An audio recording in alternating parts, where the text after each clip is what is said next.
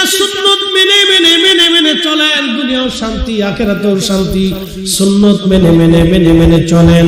ফরিদি সাহেব সুন্নত মানে আমার কষ্ট নাই, ফরিদি সাহেব সুন্নত মানে আমার কোনো অসম্মানিত হয় নাই।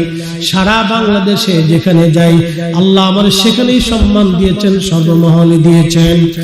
রাস্তাঘাটে, দোকানপাটে, ফেরিতে, বিরিতে, কালবাটে, বন্ধু দেশে বিদেশে, বিমানবন্দরে যেখানে যাই দু একজন শ্রোতা আমার মিলে যায়, হুজুর আপনার ওয়াজ শুনি।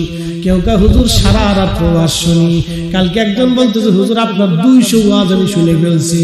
আর একজনকে হুজুর ওয়াজ শুনতে শুনতে মুখস্থ করে ফেলছি। আবার বহু লোক আছে বলে হুজুর জীবনে নামাজ পড়তাম না, ওয়াজ শুনে নামাজ ধরছি।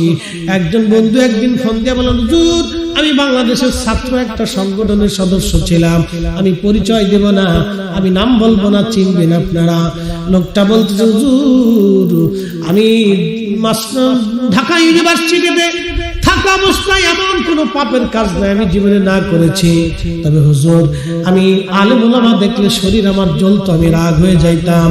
আজানের শব্দ আসলে আমার কালবের ভিতরে আগুন জ্বলে উঠতো, ভালো লাগতো না আমার। হুজুর একটা ওয়াজ আমার জীবন পরিবর্তন করে দিয়েছে। আপনি আপনার পীর মুর্শিদের দরবারে দাঁড়ায়া হযরত বেলালের শানে ওয়াজ করেছিলেন।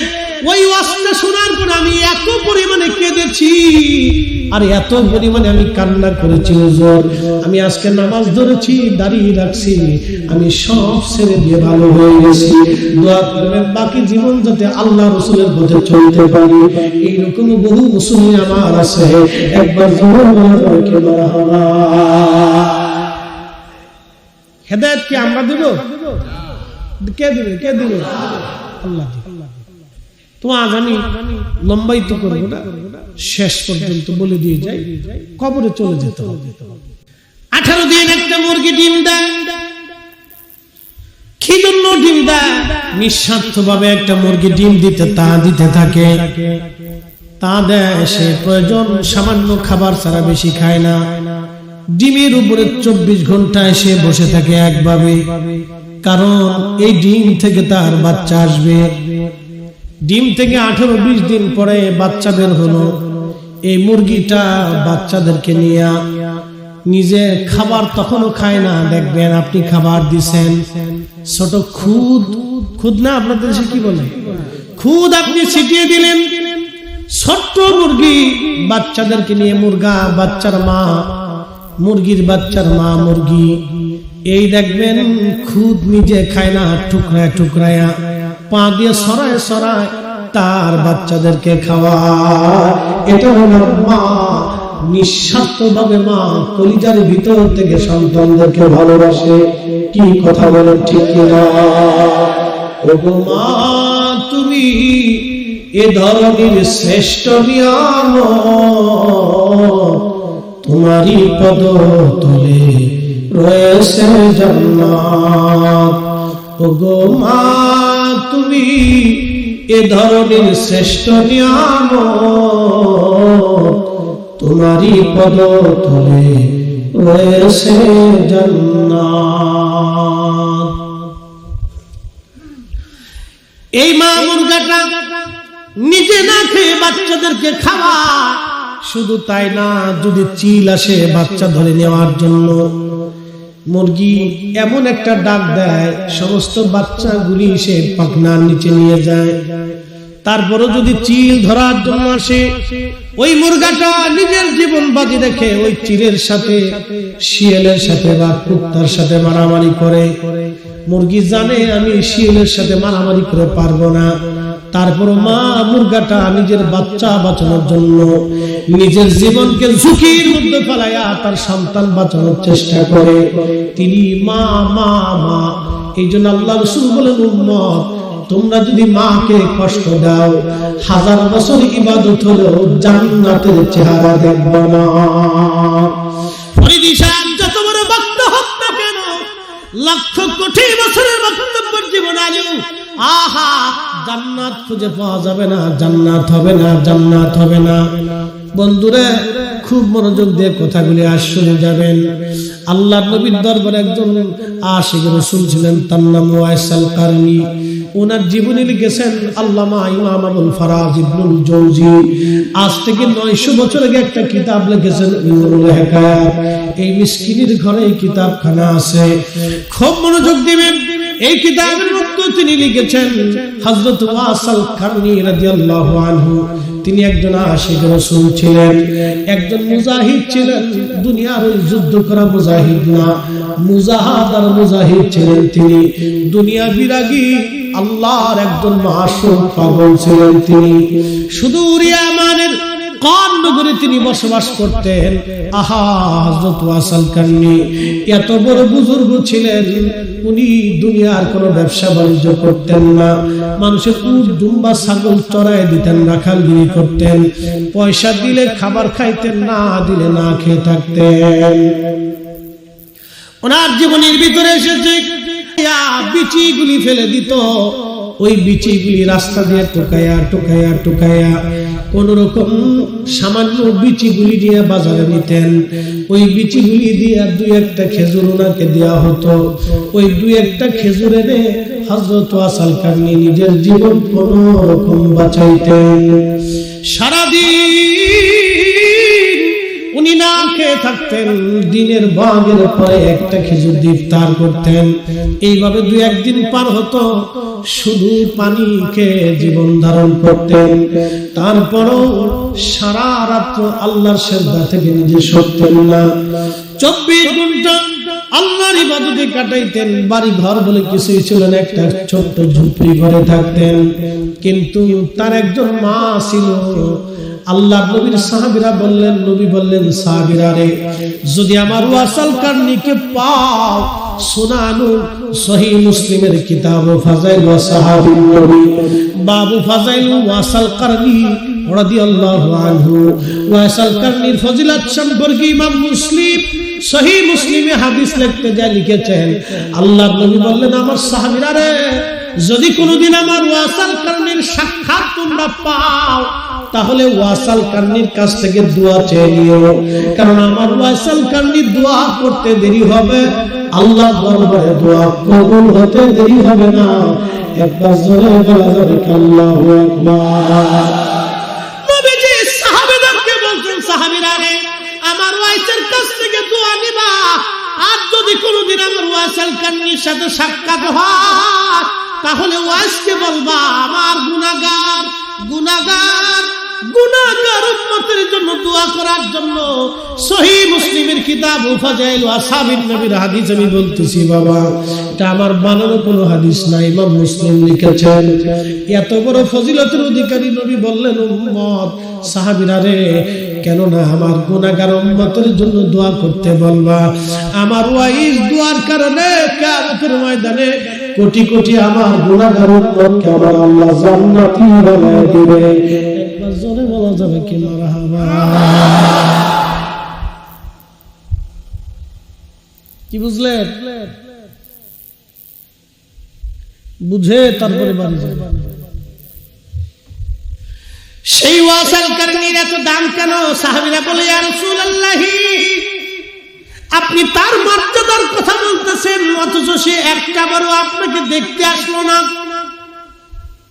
এ যুবক, তুমি শুনে যাও, একটা বড় সে দেখতে আসলো না আপনাকে, কারণ কি? তার এত মর্যাদা, তার সুপারিশে কিয়ামতের ময়দানে কোটি কোটি আপনার উম্মত জান্নাতে চলে যাবে।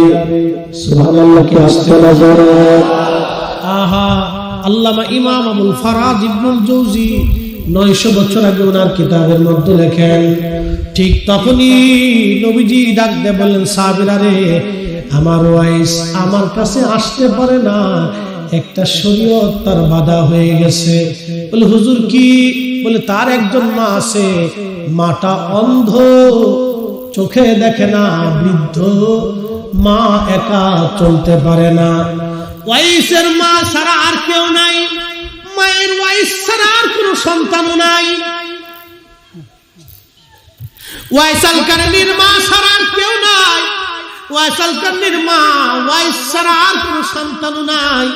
আমার পাগল ওয়াইস মাকে কাঁধে করে কোলে নিয়ে ঘুরে বেড়ায়। আমার ওয়াইস নিজে রান্না করে মারে খাওয়ায়, মারে গোসল করে দেয়, মার কাপড় চোপড় ধুতো করে দেয়, মারে ঘুম পাড়ায় দেয়, মার চুল আশ্রয় দেয়, তেল লাগায় দেয়। সন্তানকে মা যেমন আদর করে, সেবা করে, যত্ন করে, আমার ওয়াইসাল কান্নি, আমার ওয়াইসাল কান্নি তার মা ওইভাবে সেবা করে। একবার জোরে বলা যাবে আল্লাহু আকবার। নানা চিৎকার করে বলেন আল্লাহু আকবার। আমার পীর মুর্শিদের কাছে এক ভদ্রলোক গেছে, তার বাড়ি রাজবাড়ির বাড়ি, কিন্তু মারা গেছে। আমি তখন স্টুডেন্ট, আমাকে একদিন বলতেছে ভাইজান আমি গেছি, কিন্তু আমি যুবক। হুজুর কাছে গেলাম, হুজুর আমি মুরিদ। তো হুজুর বললেন বাবা মা আছে? হ্যাঁ হুজুর আছে। বাবা তোমাকে মুরিদ করা যাবে? হুজুর কেন? তুমি তোমার মার কাছ থেকে আগে জিজ্ঞেস করে আসো, যদি তোমার মা অনুমতি দেয় তাহলে আসো। তো উনি বলতেছেন যে আমি পরের তারিখ আবার গেলাম, আম্মার কাছ থেকে অনুমতি নিলাম, মা বলল যা। তো মার কাছ থেকে অনুমতি নিয়ে আমি দাঁড়াইলাম। হুজুর আজকে আমাকে জিজ্ঞেস করলেন, কিন্তু বায়াত করাই। তো আমি দাঁড়াই রয়েছি, তেমন সময় এক ভদ্রলোক ফল টল দিয়ে কিছু ভালো জিনিস হুজুরের জন্য হাদিয়া আনছে, আমরা নজরানা বলি। তো নজরানা নিয়ে আসছে। তো হুজুরের সামনে সারেং সাপ ছিল, ফরাদ ভাইয়ের আব্বা। তো সামনে আনার পরে হুজুর আস্তে করে বাম দিকে মুখ ঘুরায়। উনি বলতেছে হুজুর এই লোকটা অনেক দূর থেকে আপনার জন্য কিছু ভালো ভালো খাবার টাবার ফল ফ্রুট নিয়ে আসছে, একটু দোয়া চাই। হুজুর আবার ডান দিকে মুখ ঘুরায়, আবার বলতেছে হুজুর অনেক দূর থেকে আসছে, অনেক কিছু নিয়ে আসছে, আপনার দোয়া চাই। হুজুর আবার বাম দিকে মুখ ঘুরে আরেকজনের সাথে কথা বলে, ওনার দিকে তাকায়। তো আবার শামিক সাহেব বলতেছে হুজুর অনেক দূর থেকে আসছে লোকটা, দোয়া চাই। হুজুর কে এবার জ্বালালি হয়ে বললেন বাবা ওনাকে বাড়ি নিয়ে ওনার খাবার ফেরত নিয়ে যেতে হবে, ওনার মাকে খাইতে দেন, উনি আমাকে খাইতে দিতে আসছে। একসাথে বলবেন আল্লাহু আকবার। আপনারা তো জানেন জাকিরদের হালত, হুজুর বলছে থাবা দিয়ে ধরছে, সবাই কলার টলার টাইনে ধরে মাইরেই ফেলে দিয়ে, এই মেয়ে আপনি করছেন কি? তো লোকটা বলতেছে হ্যাঁ আমার ভুল হয়ে গেছে, আমার ঘরে বৃদ্ধ মা বাবা আছে, আমি মা বাবার খাইতে দিয়ে নিয়ে জুদা হয়ে গেছি, আমি হুজুরের কাছে খাবার নিয়ে আসলাম, তাড়াতাড়ি বেরোন এখান থেকে, দূর হয়ে যান, আপনার এখানে কোনো জায়গা। তো কেউ যদি হুজুরের মুরিদ হয়ে থাকে আর বাবা মার খেদমত যদি না করে থাকেন, তাহলে আটটুসি আপনার জন্য যাওয়ার প্রয়োজন নাই। এই কথা বলবেন, আপনাকে কে দেখতে বলছে? কে মুরিদ হইতে বলছে আপনারে? জাকির হইতে বলছে কেনা?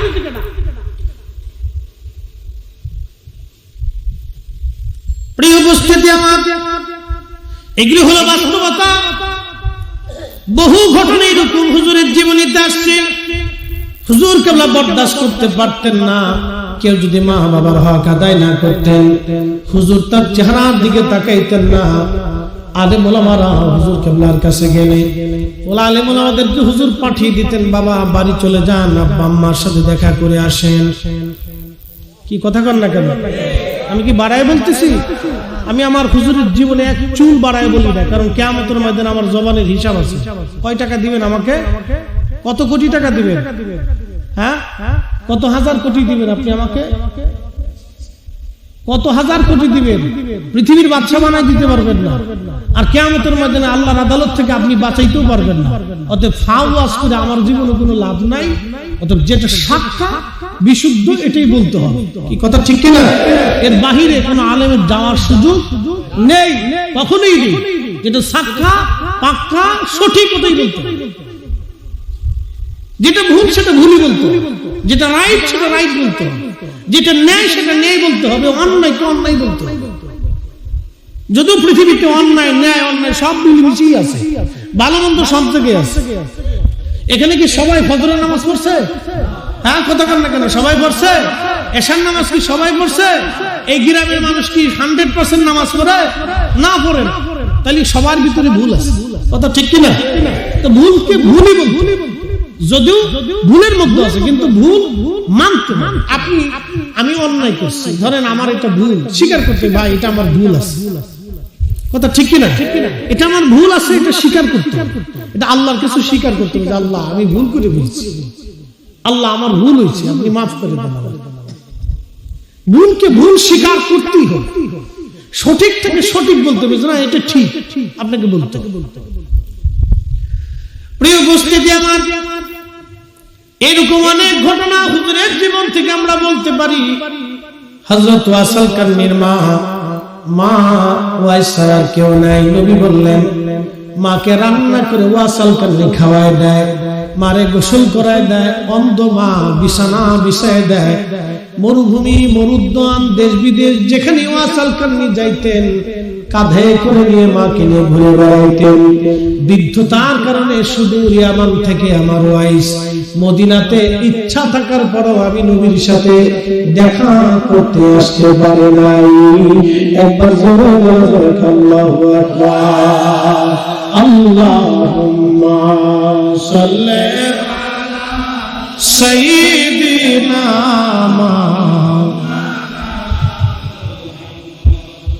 وعلى آل سيدنا। তুমি রহমান, তুমি মেহেরবান, তুমি রহমান, তুমি মেহেরবান। অন্ধ গাহে না শুধু তোমারি গুণগান, অন্ধ গাহে না শুধু তোমারি গুণগান। বুঝেও বুঝে না তব শান, তুমি রহমান, তুমি মেহেরবান। কখনো তোমাকে যদি ভুলি, হেদায়েতের আলো জেনে নিয় কাছে তুলি। ঠাই দিও প্রিয়তম, ঠাই দিও প্রিয়তম, ওগো মহিয়ান। তুমি রহমান, তুমি মেহেরবান। কষ্ট হইতেছে? আর একটু সময় চলবে? হ্যাঁ, কেবল 11:15 বাজে, আর 15 মিনিট চলুক ইনশাআল্লাহ। সকলে বলেন আমিন। নারে তাকবীর, নারে রিসালাত। না আবার এই স্লোগানে অনেকে বেজার হইতে পারে, না বেজার হয় না, আপনাদেরকে বুঝাই। জমিন কার? আসমান সবই কার?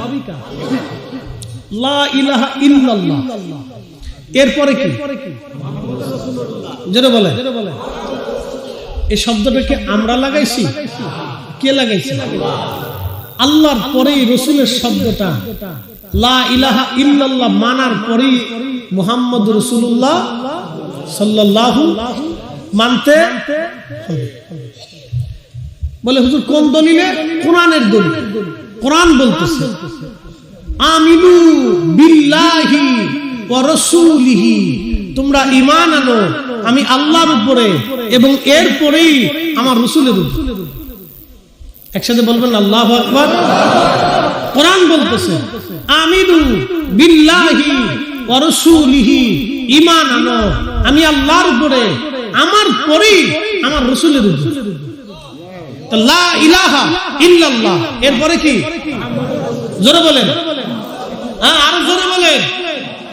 লা ইলাহা, তারপরে এই কালেমা আবার একদল আছে তবে যে এটা শিরিকি কালেমা। শিরিক হইছে আল্লাহর পরে মুহাম্মদ লাগানো যাবে না, এটা আর এক অসুস্থ, এটা একবার পুরি অসুস্থ।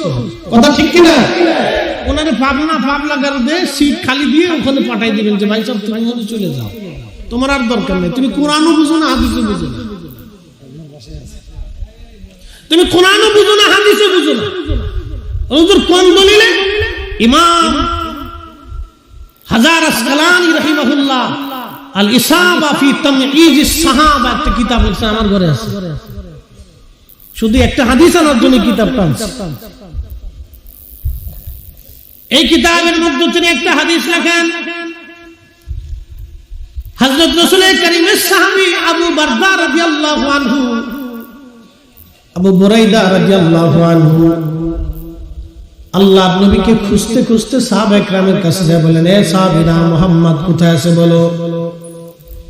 খুব মনোযোগ দিয়েন, তখন ঈমান আনে নাই। বলে মুহাম্মদ কোন জায়গা বলো। বলে আমাদের নবী পাহাড়ের পাদদেশে ছায়ার নিচে বিশ্রাম করতেছেন। ইমাম হাজার আসকালানি আবু বুরাইদা রাদিয়াল্লাহু আনহুর জীবনী লিখতে যায় লেখেন, সাহাবী হেঁটে হেঁটে আল্লাহর নবীর সামনে গেলেন, যা বলেন হে মুহাম্মদ, আপনি কিসের দাওয়াত দেন, মানুষের মাঝে কিসের কথা বলেন, আপনি বলেন। আল্লাহর নবী বলেন লা ইলাহা ইল্লাল্লাহ মুহাম্মাদুর রাসূলুল্লাহ সাল্লাল্লাহু আলাইহি ওয়াসাল্লাম, আমি এই কালেমার দাওয়াত দেই। নবী সাহাবী আবু হুরায়রা বলেন ইয়া রাসূলুল্লাহ, তাহলে আপনি কিসের দেরি করবেন, আমারে ওই কালেমা পড়ায় দেন। আর যারা বলেন আমার ওই কালেমা পড়ায় দেন, লা ইলাহা ইল্লাল্লাহ মুহাম্মাদুর রাসূলুল্লাহ সাল্লাল্লাহু আলাইহি ওয়াসাল্লাম, এই কালেমা আমারে পড়ায় দেন। এই জন্য আমিনু বিল্লাহ, আল্লাহর উপরে ঈমান আনার সাথে সাথে আমার রাসূলের উপরে ঈমান আনা লাগবে। লা ইলাহা ইল্লাল্লাহ যেমনে মানবেন, মুহাম্মাদুর রাসূলুল্লাহ অমনি মানবেন। আচ্ছা বলেন, মুহাম্মাদুর রাসূলুল্লাহ জীবনে মিথ্যা বলছে? হ্যাঁ, এই বুঝে বলতেছেন তো? জোরে বলেন, বুঝে বলতেছেন? আচ্ছা সাহাবীরা কি আল্লাহ দেখছিল? আপনারাও দেখছেন, মাঝে মধ্যে দেখা থাকে তো, তাহলে বিশ্বাস কেমনে করছেন? কে কইছে আল্লাহ আছে? কইছে কেন? জোরে বলে। আজকে সূত্র বুঝাই দিয়ে যায়, সাহাবীরা যে আল্লাহ বিশ্বাস করছে কারে দেখা? জোরে বলে না, পাথর দেখা? কোরআন শরীফ নাযিল হয়েছে আল্লাহ রাসূলের কাল মুবারকে, এটা কি দেখা গেছিল? আল্লাহ যে নাযিল করছে এটা কি দেখা গেছে? রাসূল করিম বলছেন যে আল্লাহ এই আয়াত দিয়েছেন, সাহাবীরা বিনা বাক্যে বিশ্বাস করেছে। সাহাবীরা ঈমান আনছে কি দিয়া? নবী দিয়া। সাহাবীরা নামাজ বুঝছে কি দিয়া? নবী দিয়া। সাহাবীরা আখিরাত বুঝছে কি দিয়া? নবী দিয়া। সাহাবীদের পুরো জিন্দেগি ছিল নবী দিয়া। এজন্য ইমরান মাযহারি বলে গেছে কোরআনের একটা আয়াতে সূরা নিসা 80 নম্বরে আল্লাহ বলেন মাইয়ুতির রাসূলা ফাকাদ আতা আল্লাহ। হে বান্দারা, আমার রাসূল মানলে আমি আল্লাহ মানা হয়ে যায়। একসাথে বলুন আল্লাহু আকবার। নবী মানলে কাকে মানা হয়? নবী মানলে কাকে মানা হয়? নবী মানলে কাকে মানা হয়?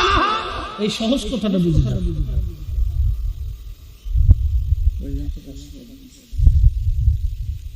নবী মানলে আল্লাহ মানা হয়ে যায়।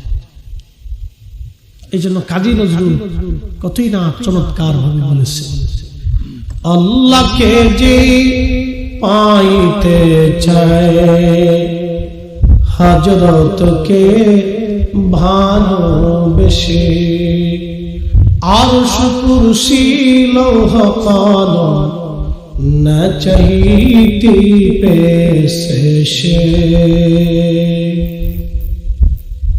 আল্লামা ডক্টর ইকবাল ঠিক তখনই জামাবে শিকওয়াতি পাকিস্তানের লাহোরে বসে তিনি লিখতেছিলেন, কে ওফা তূনে মুহাম্মদ से तू हम तेरे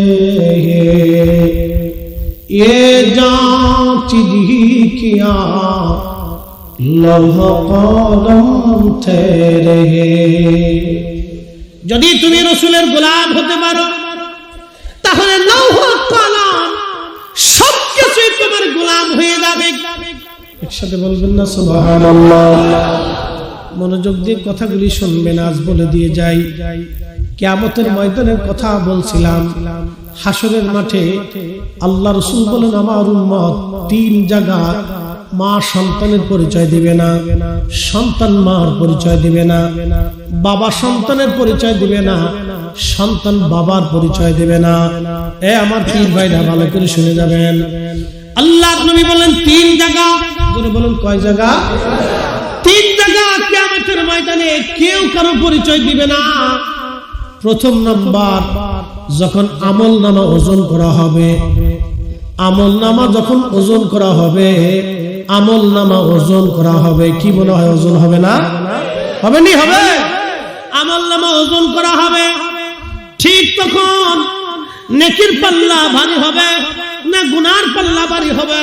সমস্ত মানব গোষ্ঠী পেরেশান হয়ে যাবে, হায় হায় আমার কি আজ হালত হবে। সন্তান মায়ের কথা মনে রাখবে না, মা সন্তানের কথা মনে রাখবে না, বন্ধু বান্ধবের খবরই খুঁজে পাওয়া যাবে না। সেই সময় ওজন নাকি ওজন পাল্লা হবে। আল্লাহর নবী বলেন, উম্মত কেউ কারো খোঁজ সেই দিন নেবে না, কিন্তু আমি ওই মিজানের পাল্লার পাশে দাঁড়িয়ে থাকবো। আমি নবী ওই মিজানের পাল্লার পাশে দাঁড়িয়ে থাকবো। আমার উম্মতের নেকের পাল্লা যদি হালকা হতে চায়, আমার আশিক উম্মতের নেকের পাল্লার কাছে দাঁড়ায়া আমি লা ইলাহা ইল্লাল্লাহ কালেমার অংশটুকু আমি তার নেকের পাল্লার উপরে রেখে দিব, সাথে সাথে আমার উম্মতের নেকের পাল্লা ভারী হয়ে যাবে। একবার জোরে বলা যাবে কি আল্লাহু আকবার। শ্রেষ্ঠ নবী দিলাম রে। ও দাদু আমি কিন্তু সিনে সারিনি এখন, আরে কোন বাচ্চা দিছি। মাশাআল্লাহ, আল্লাহু আকবার, আল্লাহ হায়াত দারাজ করুন। এরা হুজুর কেবলার প্রবীণ মুরিদ না? এখানে আরো অনেকে আছে মাশাআল্লাহ। অনেক আগে আসছিলাম দাদুর এখানে, মাহফিল টাফিল আমার সাথে থাকতেন।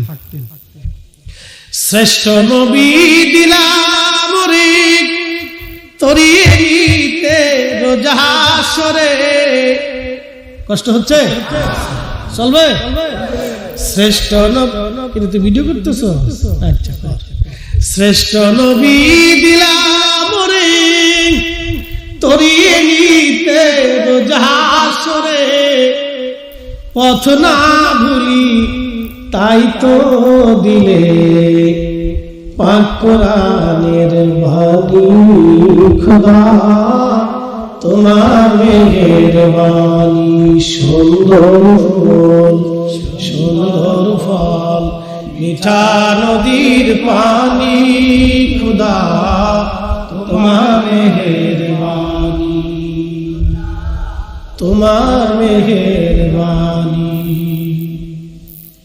ওই কিয়ামতের মাঠে আমার রাসূল বিনা আর উপায় নাই। কথা কন না, ঠিক কিনা? এজন্য আমার হুজুর বলতেন, উপায় নাই রে, উপায় নাই রে, উপায় নাই, উপায় নাই রে, উপায় নাই রে, উপায় নাই। দয়াল নবীর চরণ বিনে উপায় নাই, দয়াল নবীর শাফায়াত বিনে উপায় নাই। সেদিন নেকের পাল্লাগুলি ওজন হালকা হতে থাকবে। প্রিয় নবীজি বলতেছে, উম্মত আমি মিজানের পাশে দাঁড়ানো, সবাইকে ভুলে যাবে সেই দিন, কিন্তু আমি রাসূল তোমারে ভুলবো না। এখন দুনিয়াতে যে উম্মত নবী ভুলে যাবে, কিয়ামতে ওই নবী উম্মতকে মনে রাখবে না, ঠিক কি না? এই জন্য হুজুর কেবলা বললেন, বাবা এশার নামাজ পড়ে ঘুমোতে যাওয়ার আগে 500 বার দুরূদ পড়ো, কারণ এই ঘুমটা তোমার জীবনের শেষ ঘুম হতে পারে। এই জাকের ভাইরা খালি বিড়ি টানেন না, হ্যাঁ? উচিত কথা আমি কাউরে ছাড়ি না, কাউরে ছাড়া ছাড়ি না, এগুলো আজকে ছেড়ে দিবে। পায়ে হাত দিয়ে বলতেছে, আপনি আমার ভাই, আপনাকে আল্লাহর দিকে ডেকে না আমার দায়িত্ব। আপনারা আমাদেরকে সর্বোচ্চ আদর করেন, সর্বোচ্চ ভালোবাসা আপনারা আমাদেরকে দেন। আপনার অনেক কষ্টের টাকা আপনি আমাকে হাদিয়া দিবেন, আপনাকে আমি আসল পথে ডাকবো না তো নকল পথে ডাকবো না? হুজুর কেবলা বললেন, বাবা এশার নামাজের পরে 500 বার দুরূদ শরীফ তুমি পড়ো, কারণ তোমার জীবনের শেষ রাত হতে পারে, আর কোনদিন তুমি ঘুম তোমার নাও ভাঙতে পারে, জীবনের শেষ ঘুম তোমার হতে পারে।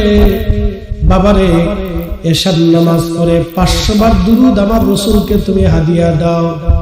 বাজানো আমার হুজুর কেবলা বললেন, বাবা 500 বার দুরূদ তুমি যদি হাদিয়া দিতে পারো, মেহেশ্বরের মাঠে আল্লাহর নবী দুরূদের বিনিময়ে তোমাকে কাছে ডাকবে, তোমার মিজানের পাল্লার পাশে নবী দাঁড়াবে। এই জন্য দুরূদ শরীফ ছাড়া যাবে না।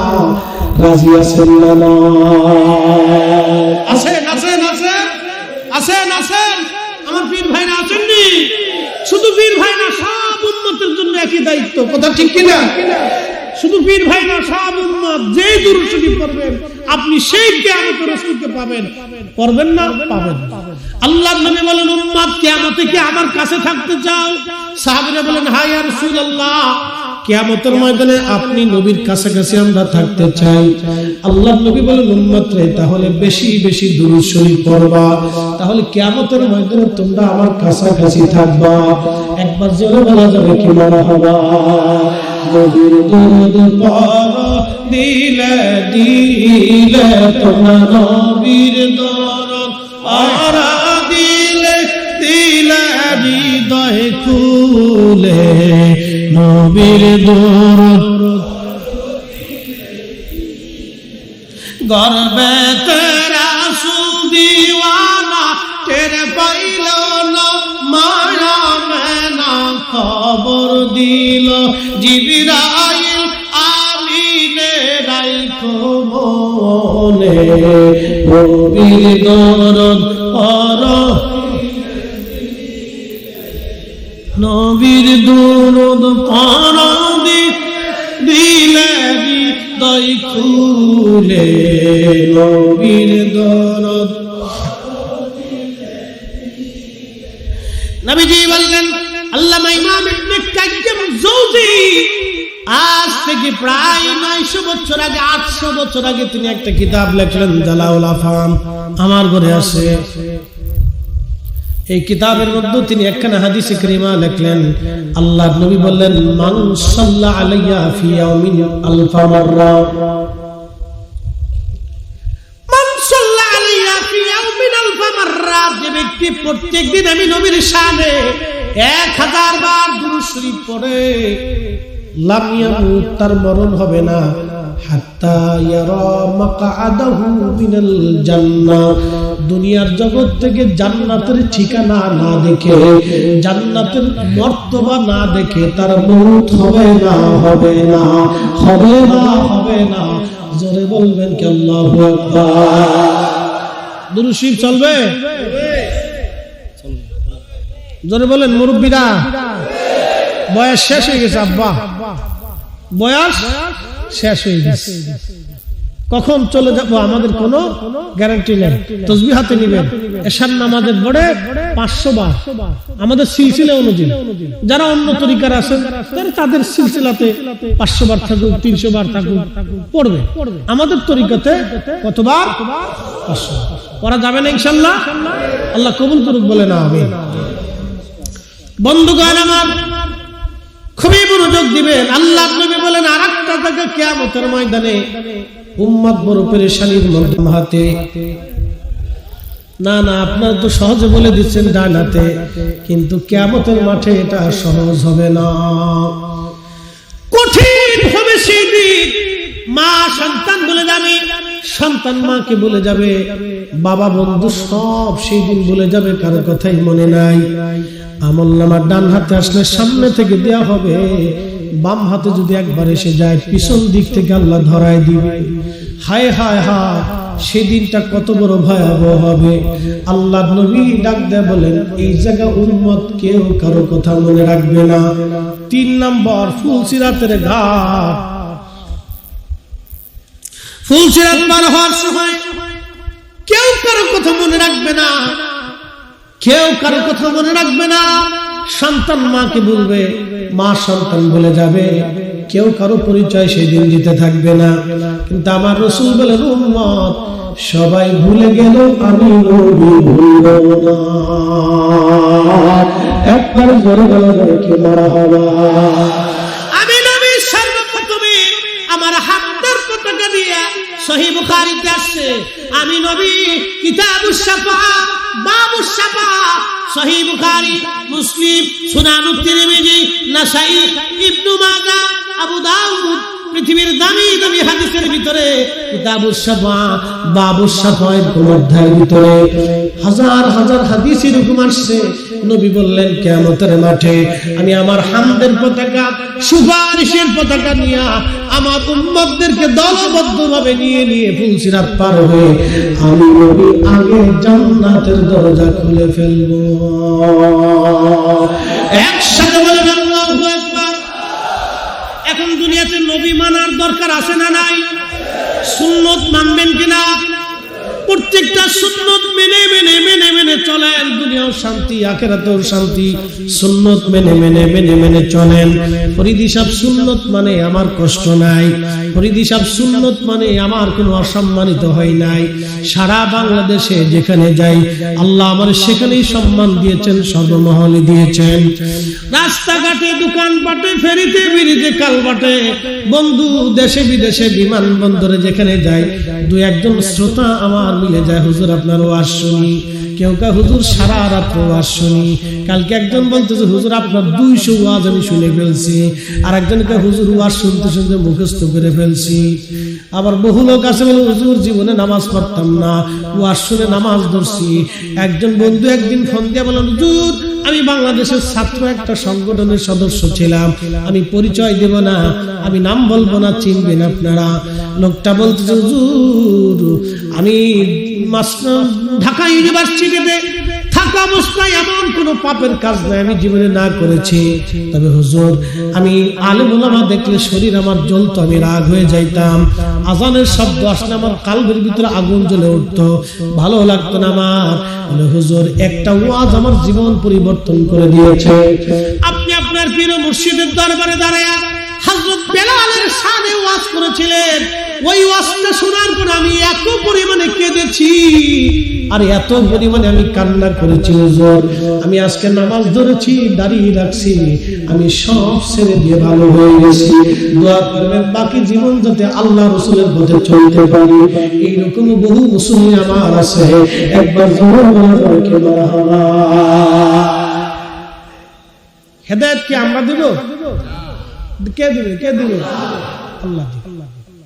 তো আজ আমি লম্বাই তো করবো না, শেষ পর্যন্ত বলে দিয়ে যাই কবরে চলে যেতে হবে।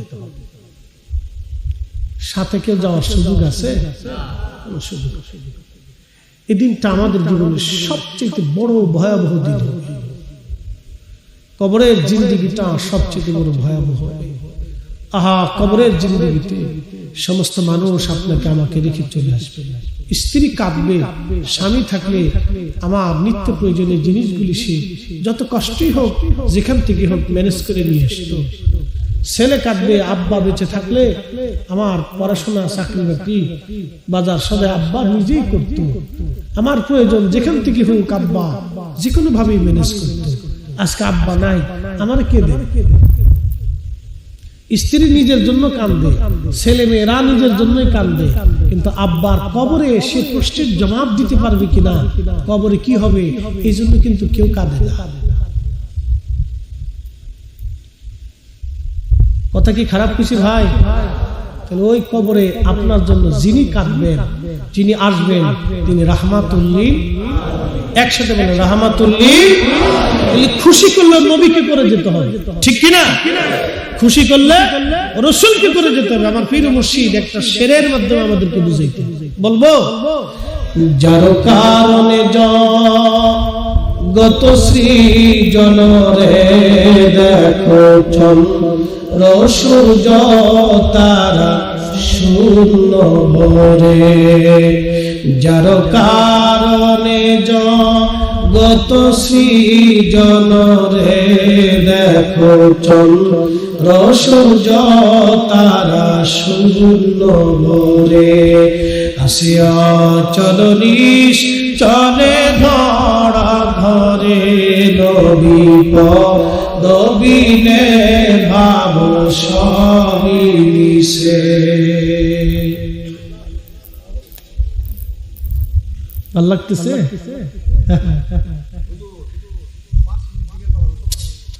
করাবানি ইনশাআল্লাহ, চিন্তার কারণ সারা রাত্র করাবো আজকে, যদ্দূর আপনারা পারেন না করাবো।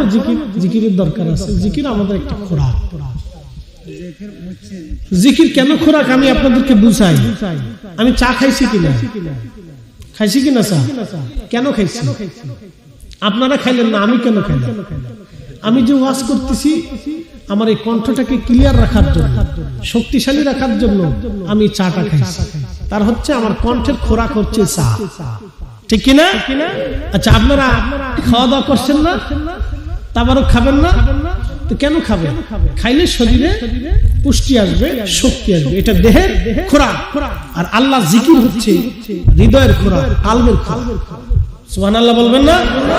আর দুরূদ শরীফ হচ্ছে রাসূলুল্লাহর প্রেমের খোরাক, নবীজির প্রেমের খোরাক। সুন্নতের আমল, দাড়ি রাখা, ডান হাত দিয়ে খাওয়া, মেশক করা, নবীজির সুন্নতগুলি মেনে মেনে চলা, এগুলি হচ্ছে আল্লাহ রাসূলের মহব্বতের খোরাক। এগুলি করতে হবে। যেই খোরাক, সেই খোরাক আপনি না দিলে আপনি ব্যর্থ হবেন। কবরে চলে যাওয়া লাগবে না? আচ্ছা, কবরে গেলে এই যে দেহের যে খোরাক আছে, খাইয়ে শক্তিশালী হয়ে গেলেন, কোনো লাভ হবে? কবরে তাহলে কারে খোরাক দিয়ে যেতে হবে? রুহরে খোরাক দিয়ে যেতে হবে। রুহ কালবে খোরাক দিয়ে জিন্দা বানাইয়া কবরে দিতে হবে। কথা কন না, ঠিক না? তা নাহলে বিপদ আছে। এই কথাগুলি খুব দামি কথা, যদি অল্পতে বলছি 1 মিনিটে, কিন্তু দামি। আপনি দুনিয়াতে দেহের খোরাক দিচ্ছেন। ফরিদি সাহেবকে খুব ভালো মন্দ খাওয়াইছেন না, চেহারা আমার চকচক করে না। আমি বেশি খাই না, আমি 2 বেলা খাই প্রত্যেক দিন। ভাববেন না যে 3 বেলা খাই, 4 বেলা খাই। আমার বাজেটে 2 বেলা খাই। বলে কারণ কি? আমি যখন মাদ্রাসাতে একসময় পড়তাম, তখন আমার 2 বেলা খাওয়ার পয়সাও ছিল না। 1 বেলা আমি না খেয়ে থাকতাম। কত রাত আমি না খেয়ে ঘুমাইছি, আমার তার হিসাব জানা নেই। আজকে আমার একটা গাড়ির দামি 1.5 কোটি টাকার উপরে। টাকা বিদ্যা দিয়ে টাকা হয় না, এটা আল্লাহ দিয়ে। আল্লাহ যারা দেয় তাদের জাগা মতো চাবে। দুনিয়াতে তো কান্দেন, বহু কান্দেন। ছেলে মরে গেলে কান্দেন, অর্থের জন্য কান্দেন, ফুলাফানের লেগে কান্দেন, বউয়ের ফিরিতি করে কান্দেন, আবার আমরা ফুলাফান শরীকের ফিরিতি করে কান্দে। এটা কান্দে লাভ নাই। কান্নার জায়গা, কান্না করলে, সময় মতো কান্না করলে ও মালিকের আসমান থেকে আসে। সূত্র মতো কান্দেন, জাগা মতো কান্দেন। আপনাদেরকে বলতেছি, জাগা মতো কান্দেন। যেখানে কাঁদলে কাজ হবে সেখানে কাঁদে, যেখানে কাঁদলে কাজ হবে সেখানে কাঁদে, কাজে লাগে। আমি সেইখানে কাঁদছিলাম। আমার জীবনের একটা তাহাজ্জুদের রক্ত আমি ওই সময় কেঁদেছিলাম যে আমার দিন কি এইভাবেই যাবে।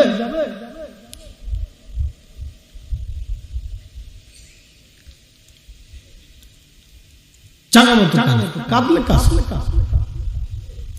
না হলে কোনো কাজ। উপস্থিতি আমার রুহের খোরাক, যেটা দিলে সব ঠিকঠাক। রুহের খোরাক দেন, সব ঠিকঠাক। আল্লাহ আমাদেরকে কবুল করুক বলে না। এক ভাই কি প্রশ্ন করছে? আচ্ছা, আমার এক ভাই বলছেন আমার স্ত্রী, উনি বাংলা ভাষায় লিখে বলছেন আর কি, লেখার সময় লিখতে হয় আমার সহধর্মিণী বা আমার সহধর্মিণী, লিখলে ভাষাটা সুন্দর হয়। লেখছে আমার বউ। আচ্ছা ঠিক আছে, আপনারই বউ, বাংলা লিখে দিচ্ছে, ঠিক আছে, অসুবিধা নেই, আপনারই বউ। আমি ব্যতীত বৈঠকে যাই, তো সেটা কতটুকু যায় না? আপনাকে নিয়ে যাওয়াটা উত্তম, অথবা আপনাকে পৌঁছাই দিতে হবে, নিয়ে আসতে হবে। কথা ঠিক আছে না আপনাদের? আপনারা যখন যাবেন, আসবেন, তখন আপনাদের স্ত্রীকে সাথে করে নিয়ে আসবেন, অথবা যদি আপনি একান্তই না পারেন, আপনার সন্তান বা আপনার মরিন দিয়ে তাকে পাঠাবে সহযোগিতা। একা একা ছাড়া ঠিক না, কারণ যুগ জামানা এমনি তো খারাপ। কথা ঠিক কিনা? যুগ জামানা এমনি খারাপ, এটা করেন। ভাই খুব সুন্দর প্রশ্ন করছে, ধন্যবাদ ভাই। আর একটা বিষয় আছে, ও পিতামাতার এটা আলোচনা হয়ে গেছে। স্বামী স্ত্রীকে তালাক দিলে পরবর্তীতে স্ত্রী ফেরত নেওয়ার বিধান নিয়ে একটু কথা বলার জন্য অনুরোধ। বাবারে, তালাকের মাসলা অনেক জটিল মাসলা এবং ব্যাপক মাসলা। এখন কিভাবে তালাক দিছে, কয় পদ্ধতিতে দিছে, 3 তালাক কিভাবে পতিত হবে এটা আপনাদেরকে সহজভাবে বলে দেই। তালাকের ঝাইঝামেলা যদি আসে তাহলে সরকারিভাবে ইসলামিক ফাউন্ডেশন কর্তৃক কিছু কাজী আছে বাংলাদেশে, আলেম কাজী, আপনারা তাদের কাছে গেলে ওই সাক্ষী তলবের মাধ্যমে কথার ধরন, তালাকের স্থান, বিষয় আসে, তারা নির্বাচন করে আপনাদেরকে তারা লিখিত ফতোয়া দিয়ে যদি বিয়ে পড়ানোর দরকার হয় নতুন করে বিয়ে থা পড়াই দিবেন, কিছু পয়সা করে নিবেন আর কি। তবে ওই কাজীর কাছে যান না যে কাজী বুঝতে পারিলেন কি কথা, এরকম কাজী আছে না যে বুঝতেও পারিলেন, এই কাজী না, এটা ভালো আলেম কাজী যারা মুফতি মুহাদ্দিস এরকম আছে না, আছে আছে আছে, জেলার যিনি প্রধান কাজী, এরকম কাজী দেখে আপনারা যাবেন, কোনটা সমস্যার সমাধান দিয়ে দিবেন। এগুলো আমাদের কাছে চাইয়েন না, আর আমাদের মসজিদের ইমাম সাহেবকে ডিস্টার্ব করার দরকার। এগুলো তালাকের মাসালা যদি ঝামেলায় পড়ে সরাসরি জেলার যিনি প্রধান কাজী আলেম আছে, মুফতি মুহাদ্দিস আছে, এরকম দেখা আপনার তাদের কাছে গেলে না আপনাদেরকে সমাধান দিয়ে দিবেন। একবারে ফতোয়া বোর্ডের মাধ্যমে আমরা আপনাদেরকে দিয়ে দিই, কারণ তালাকের ধরন, স্থান, কাল এগুলি নানান বিষয় আছে, তো এগুলি মাহফিলের সমাধান হয় না। আল্লাহ আমাদেরকে বোঝার তৌফিক দিক।